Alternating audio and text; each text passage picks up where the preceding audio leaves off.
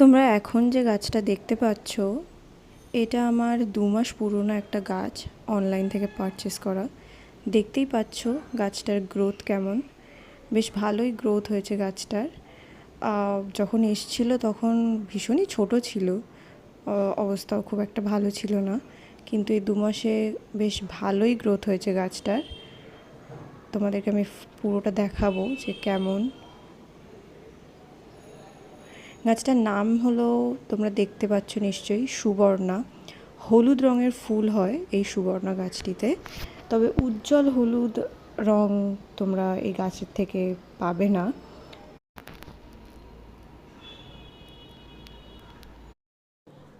একটু ফ্যাকাশে হলুদ ধরনের হয় এই ফুলের রঙটা।